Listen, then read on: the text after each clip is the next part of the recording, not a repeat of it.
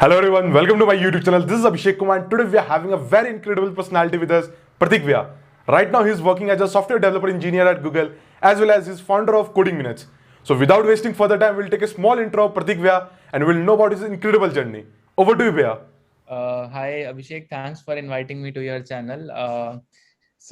Many of you might know me. My name is Pratik Narang. I am a software engineer at Google and also a programming instructor. I currently teach at Udemy through an initiative that I created called Coding Minutes, which provides very high quality courses along with some other mentors who are closely connected with me. And we are using this platform to bring amazing courses for you.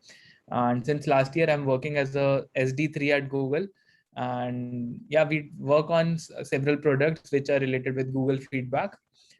You might have seen those surveys coming up to you. How good was your experience using YouTube or maybe Maps? So all those surveys are part of our team and we manage them. Okay. So, Bea, I'll just start with your school life. Like, how was your school life? How was it like? How you just went inside this engineering stuff and all? So, just brief about this. So, यार school time में I was quite good at academics. लोग कहते हैं ना वो घिस्सू है जो class में जो बंदा घिसता रहता है. So I was पढ़ाकू one. पढ़ाकू वर्ड पढ़ाकू और घिस्सू तो कह सकते हैं कि I was in those categories जो क्लास में 4-5 लोग होते हैं जो हमेशा पढ़ाई की बात करते हैं. तो मोस्टली मैंने क्लास नर्सरी से लेके क्लास 12th तक टॉप किया स्कूल में. तो मतलब टॉप 3 में तो आ ही जाता था. नर्सरी में भी आ गया था. Nursery UKG first second third हर बार मैं फर्स्ट सेकंड थर्ड इनमें से एक रैंक ले आता था क्लास में. Okay. तो 11th-12th में मैंने पीसीएम घिसा. ठीक है. अरिहंत की बुक्स पढ़ी, बीएमसी की बुक्स पढ़ी, बहुत सारी बुक्स पढ़ी. तो फिर 400-500 रैंक मेरा जेई में आ गया था एंड स्टेट रैंक वाज 13 इन पंजाब. तो but the good thing was मैं किसी भी फिजिकल क्लासरूम में नहीं कोचिंग की. मैंने एक ऑनलाइन मोड में कोचिंग करी थी उस टाइम, जो कि बिल्कुल स्टार्ट ही हुआ था उस टाइम. बिल्कुल मतलब आज से 10 साल पहले की बात है. तो उस टाइम ऑनलाइन का क्रेज नहीं था. देन कॉलेज ज्वाइन किया बट कोडिंग मैंने बिल्कुल नहीं की थी कॉलेज में. तो कॉलेज में मेरे को काफी डिफिकल्टी हुई फर्स्ट ईयर में कोडिंग सीखने में. इवन जो फैक्टोरियल का प्रोग्राम लिखना होता था मेरे को नहीं समझ आ रहा था कि रिकर्जन कैसे काम करता है. तो फर्स्ट ईयर तो मेरा फैक्टोरियल समझने में ही निकल गया. सेकेंड ईयर से मैंने थोड़ा सीरियसली लेना स्टार्ट किया. तो कुछ लोग थे हमारे ग्रुप में जो अच्छे थे, कोड शेफ पे क्वेश्चंस करते थे. तो उनके साथ बैठा, दोस्ती करी, उनसे हेल्प ली, उनसे समझा वाइड लूप कैसे चलता है. बताओ भाई, नहीं ले इनपुट नहीं ले पा रहे नंबर्स. तो वो समझा. फिर सेकंड और थर्ड और फोर्थ सेमेस्टर में काफी स्ट्रगल किया कोडिंग के साथ. फिफ्थ सेमेस्टर में कंपनीज आई, मतलब डिसेंट सा लेवल अचीव कर लिया था. But Amazon, Paytm, Samsung, D Shaw, Zomato सबके इंटरव्यू में रिजेक्ट हो गया. या तो पहुंचा ही नहीं या रिजेक्ट हो गया. फिर सैंडिस्क का मैंने राउंड निकाला, इंटरव्यू भी चलो समहाउ निकल गए. लक फैक्टर भी होता है यार. मतलब तैयारी अच्छी है और लक अच्छा नहीं है तो भी कई बार लोग रह जाते हैं. तो सैंडिस्क में मेरे को प्री प्लेसमेंट ऑफर मिला. मैंने इंटर्न करा नेक्स्ट ईयर जाके वहाँ पे बैंगलोर में. एंड उसके बाद तब तक मैंने अपना लेवल और अच्छा कर लिया था. बुक्स वुक्स मैंने पढ़ी थी उस टाइम. ऑनलाइन कोर्सेज नहीं थे इतने सारे. प्रैक्टिस की थी यही हैकर अर्थ, हैकर रैंक, स्पॉज एक प्लेटफॉर्म था हमारे टाइम पे. और हमारे सीनियर्स कुछ क्लासेस लेते थे कॉलेज में डीसी कोडर्स के नाम से. तो मैं उसमें भी जाया करता था. बबल सॉर्ट, रिकर्जन, ये सब चीज़ें मैंने वहीं जाके समझी. तो बट हाँ, फोर्थ ईयर तक आते आते मैं कोडिंग में अच्छा हो गया था. फिर अब मेरे को प्री प्लेसमेंट ऑफर मिल गया था. तो मैं डे 1 पे अमेजोन के इंटरव्यू में बैठा था, फाइनल राउंड तक गया. बट उस टाइम सैंडर्स का पीपीओ आ गया था तो I was not eligible for further placement. तो एक ऑफर मेरे पास ऑन कैंपस था. फिर मैं 11th-12th में अपने केमिस्ट्री वाले सर से बहुत इम्प्रेस था. तो आजकल वो आकाश में लीड कर रहे हैं टीवी पे. तो वो मेरे को काफी अच्छा लगता था वो जिस तरह से पढ़ाते हैं. तो मेरे मन में भी था कि मैं somehow I can pursue this passion of teaching. तो टीचिंग का एक कीड़ा दिमाग में था कि हाँ करनी है. तो somehow अपॉर्चुनिटी मिली, कोडिंग ब्लॉग्स के साथ जुड़ गया, वहाँ पे पढ़ाना स्टार्ट कर दिया.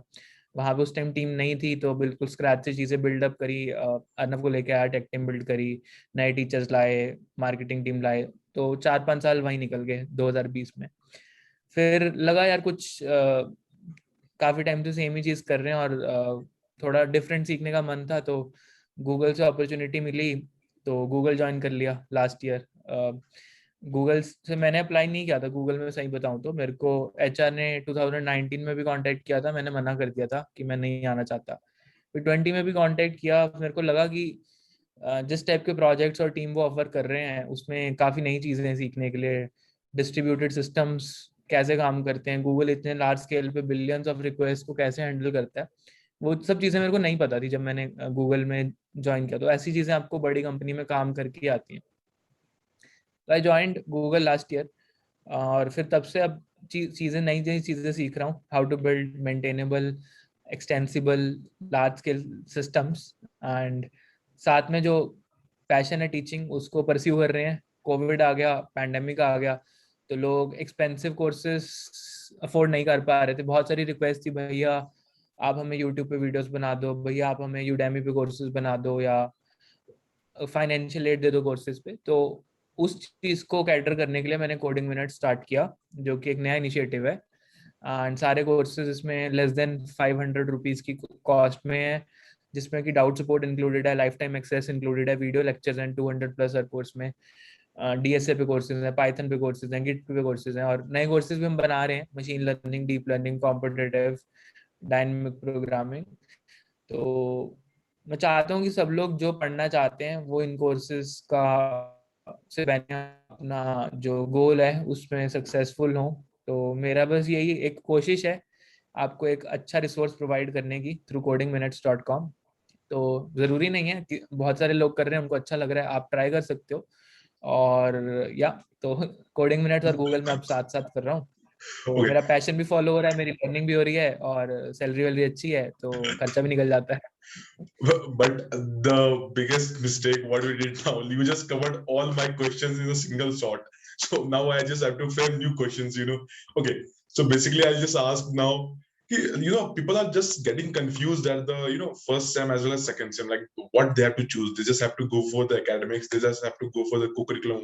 So, you know, some are just dedicated towards co-curriculum fully, some are towards academics. So, you know, what's your say on this? Like how they should map their first and second year for a better, you know, for a better future.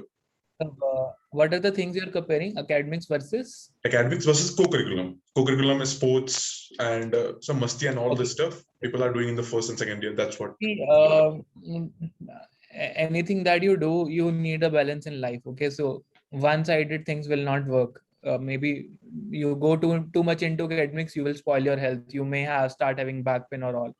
So having some recreational activities is also important. Play some sports, maybe keep a half an hour for running or maybe 1 hour for gym every day. Because I have experienced this, I neglected my health and suffered a lot of problems, but now I've started taking care of it. So it's important you, maybe जब आपका placement आ रहा है तो 1-2 महीने के लिए आप उसको कम कर दो, but in general overall you should have some recreational activity, co-curriculum activity in your college as well. And one thing is for sure that for most companies your CGPA is going to matter during the placement. Okay, Sure. so it's important you also focus on academics from the very first semester, because like the first semester may you drop your CGPA to 7 or something like that, it's very hard to make up in the later semesters unless you score 9 or 10. So it's advise you maintain a good average like 8.5 or something like that from the very first semester. So that's going to help you. Apart from it, you also have to keep a balance with the recreational activity, and any coding contests you're doing, you have to spare time for that as well. You have to spare time for learning as well. So try to maximize your efficiency, because everyone has those limited 24 hours. So maybe you need to cut down on some things that are wasting time. Maybe most people end up wasting a lot of time on social media these days. Okay, so that's killing all of us slowly. So try to avoid that if you want to be successful. That's one thing that you need to keep in mind. Okay. Yeah. So, like basically, if I'll say, then the summarization of this all this stuff is like keep the balance between all the stuff, whatever you're doing in your life. So that's what we can say. So Yeah, it would again vary person to person. Someone may have 60-40, someone may have 70-30. It's fine. No, there is no perfect figure how much time you should do for coding or exercise or academics. But the overall idea is you should not neglect any one aspect that is a part of your life. Yeah. So, Bea, one more question I just want to go for, like, people have just started preparing for the placement drives.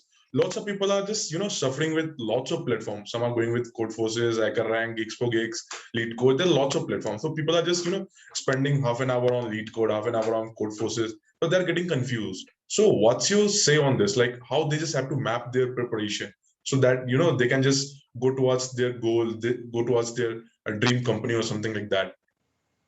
See, the problem with these platforms is they have an endless number of questions and no one can solve all of them in their entire life as well, because every day new questions are getting added and there is no end to the number of questions that can be framed in programming. Okay, so people think we will do these 500 questions, will get placed. No, it's not like that. Placement is not just DSA. When you're going to sit for an interview, you're going to be judged on multiple aspects. For example, if I talk about Google interview, they judge you on 4 aspects. One is your role related knowledge, that includes the technical project you have done, the programming languages, how good you are at data structures, algorithms. Second is communication, how well you communicate. So if you're not focusing on communication while in your college, you're going to suffer in interview, because in many MNCs, you will have to coordinate with teams which are not based in India. So you can't speak in Hindi.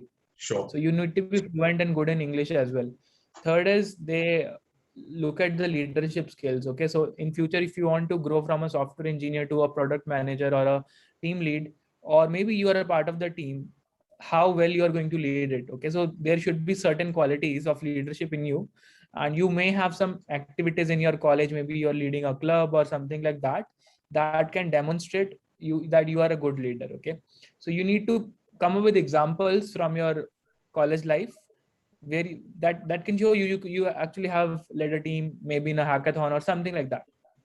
So fourth is they call it as Googliness. Basically, it deals with how you handle ambiguous situations. Maybe there is a conflict with your teacher or HOD. That's ambiguous situation. How you're going to handle that? Okay, or maybe there is a software that you're building which has certain ambiguity in the requirements. Then how you're going to handle those ambiguous situations? Okay, so these are the 4 things they basically judge. So it's much beyond DSA. So many people think that interview is about cracking DSA. No doubt, DSA is an important part of an interview, and there are a lot of platforms. But the thing, as I discussed with these platforms, is you don't know what questions you actually need to cover, in what order that you need to cover, how many contests you need to give. So my advice is, if you have less time, start with a structured course like my course that is there on Coding Minutes. It's very affordable as well, and I've created like maybe I've compiled all the common problem solving patterns in this 30-hour course, and I give you 40-50 hours of assignments as well. So you try those and you will attain a good level. You will get familiar with all the data structures. You will get familiar with all the common algorithmic techniques. Then you start practicing questions on topics in which you think I'm not gaining certain confidence. So mostly people get stuck with arrays, DP, and graphs. So these are the tricky topics that may require certain more number of problems to be solved, and they're important for interview as well. Linked list, heaps, stacks, queues, they're pretty easy topics and have very less variety. So you can go to LeetCode or you can go to Codeforces and try giving short contests. So these short contests will help you to develop quick thinking skills. Okay, because in a 45-minute interview, you're not going to solve a long challenge type of a question, which is a 10-day long challenge on CodeChef. So you actually need quick thinking skills, which you can gain by solving either questions on LeetCode or doing time contests on Codeforces. So that is my recommendation with the platforms. And apart from it, other platforms also have good number of questions like HackerEarth, HackerRank. You can do category wise questions there as well. So all platforms have good questions, but the thing is, for short contests, Codeforces is the best. And for more interview like questions, LeetCode is the recommendation I will give. Okay, so the next question where I just want to go for, like, lots of people are not at all good in tech part, like coding or stuff and DSA and all. So they'll have, another option as well, like consultancy field, sales field and all. But they're, keep trying for that coding, but they're not getting succeeded. So what they have to do? What's your call on this? Like they just have to change the track, or they just have to, like hustle with that coding stuff itself. So what do you want to say about this? See, I think the time you enter college in first and second year is your exploration time. So at that time, you try to see uh, try to see your interest. Okay, so maybe if I put 10 dishes in front of you, maybe a dal or a rice or a burger or a pizza, and you don't know what is best for you, what you will do, you will try a bite of each of those and then go for what tastes you the best. Similar thing with the interest. So many people don't know I'm good at what field, I don't know. So you first and second year you have to explore and then go deeper into the particular domain you are interested in. And one thing is for sure, do not just run blindly after the SD jobs. And if you do well in so there are many fields today that have that can pay you well in the market. And if you come in the top 10% of that particular area, maybe you want to do game development, or maybe you want to do business development. So if you have those right skills and you see you are in the top 10% of that category, certainly you will end up in a good company, or maybe you can start your own business as well, right? Okay. So means it totally depends on the person's interest, I can say. That's Right. what you're saying? Explore your interest and be very good at it, and pick a domain which also has a market value. Maybe you pick something that people are not going to pay for that service, then there is no point of following that passion as a career. Okay. Sure, So sure. you need to see a passion that also has certain market value. People are ready to pay for that. Yeah. Okay. So, before just starting your interview, like I had a lots of question about like people were saying, you just ask this and this. So one question, like I felt good about that. Like how you are just managing your time, like you are just creating courses, you're just managing Google stuff and all. So, how you are mapping your timetable. What's your timetable for this all?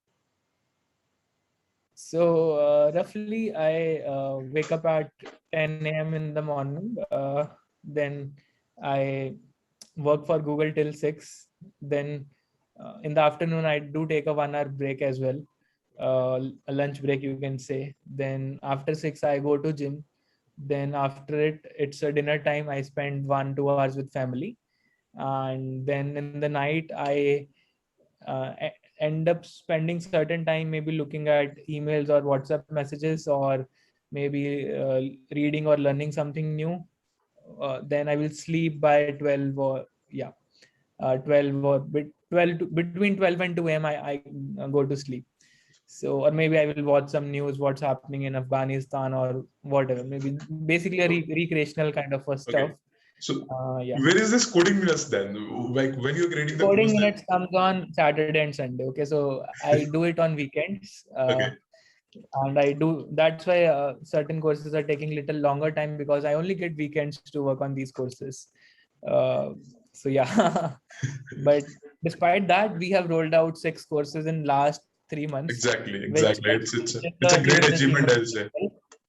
And right now we have 22,000 enrollments in the 3 months across these 6 courses. Exactly. So there is a very important question which everyone can relate, like the failure. Like everyone is facing lots of failure in their journey. So I hope you also just face that in your journey as well. So how you just tackle that, and how you got the learning from those failures and all.